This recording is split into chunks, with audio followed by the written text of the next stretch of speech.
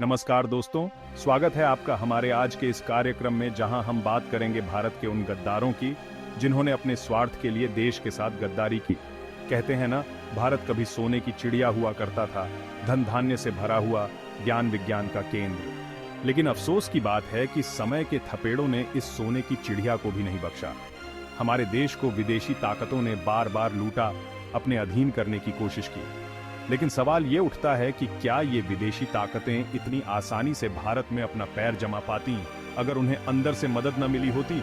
आज हम बात करेंगे ऐसे ही कुछ गद्दारों की जिन्होंने अपने स्वार्थ के लिए देश के साथ गद्दारी की और भारत को गुलामी की जंजीरों में जकड़ने में बहुत बड़ा हाथ था। दोस्तों, शुरुआत करते हैं 12वीं सदी के उस राजा से जिसका नाम इतिहास में बहुत बुरा माना जाता है, राजा जयचंद राठौर।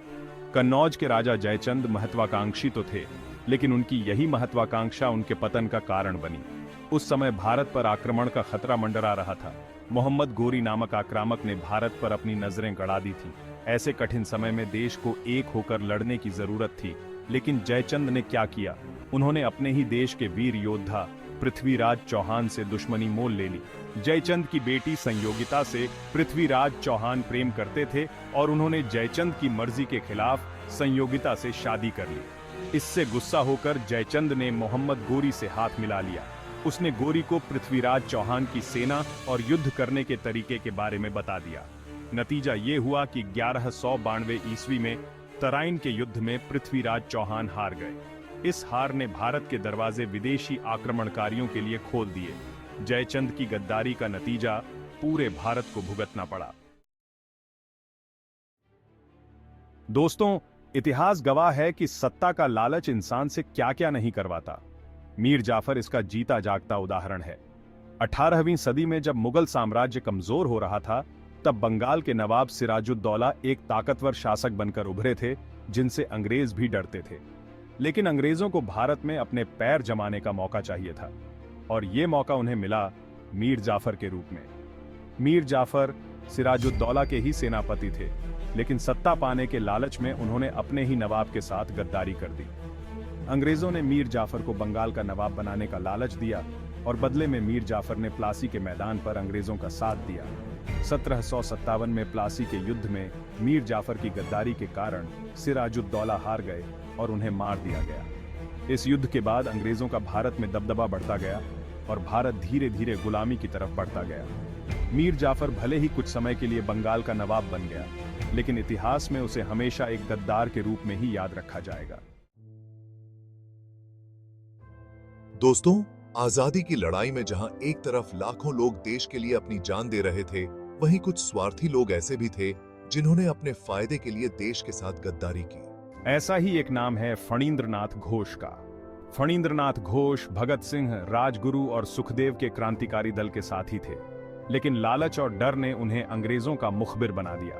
फणींद्रनाथ घोष ने अंग्रेजों को भगत सिंह और उनके साथियों की योजनाओं के बारे में बता दिया, जिसके कारण भगत सिंह, राजगुरु और सुखदेव को गिरफ्तार कर लिया गया। देशभक्ति के लिए लड़ रहे इन वीरों को फांसी की सजा सुनाई गई और फणींद्रनाथ घोष की गद्दारी की वजह से देश ने अपने 3 सच्चे सपूतों को खो दिया। फणींद्रनाथ घोष का नाम इतिहास में एक गद्दार के रूप में दर्ज है, जिसने अपने ही साथियों को मौत के घाट उतार दिया। दोस्तों, 1857 की क्रांति में जब पूरा भारत अंग्रेजी हुकूमत के खिलाफ एकजुट हो रहा था, तब कुछ लोग ऐसे भी थे जो अंग्रेजों के हाथों की कठपुतली बने हुए थे। ऐसा ही एक नाम है जयाजीराव सिंधिया का। ग्वालियर के महाराजा जयाजीराव सिंधिया अंग्रेजों के साथ मिलकर रियासतों को हथियाने में उनका साथ दे रहे थे। जब झांसी की रानी लक्ष्मीबाई ने अंग्रेजों के खिलाफ विद्रोह कर दिया, तो जयाजीराव सिंधिया ने अंग्रेजों का साथ दिया। उन्होंने रानी लक्ष्मीबाई को धोखा दिया और अंग्रेजों को झांसी के किले में घुसने में मदद की। कहा जाता है कि जयाजीराव सिंधिया ने रानी लक्ष्मीबाई को युद्ध के मैदान से भागने से भी रोका था, जिसके कारण रानी लक्ष्मीबाई वीर गति को प्राप्त हुई। जयाजीराव सिंधिया की गद्दारी की वजह से झांसी की रानी लक्ष्मीबाई जैसी वीरांगना को अपनी जान गंवानी पड़ी। दोस्तों, ये थे कुछ उदाहरण उन गद्दारों के जिन्होंने अपने स्वार्थ के लिए देश के साथ गद्दारी की। और भारत को गुलामी की ओर धकेलने में बहुत बड़ा हाथ था। हमें अपने इतिहास से सीख लेनी चाहिए। ये गद्दारों की कहानियां हमें सिखाती हैं कि हमें सावधान रहना होगा और ऐसे लोगों से दूर रहना होगा जो देश के हितों से ज्यादा अपने बारे में सोचते हैं। देशभक्ति सिर्फ बातों से नहीं होती, बल्कि ईमानदारी और निष्ठा से अपने कर्तव्यों का पालन करने से होती है। आइए हम सब मिलकर एक ऐसे भारत का निर्माण करें जो मजबूत हो, समृद्ध हो और जहां गद्दारी के लिए कोई जगह ना हो।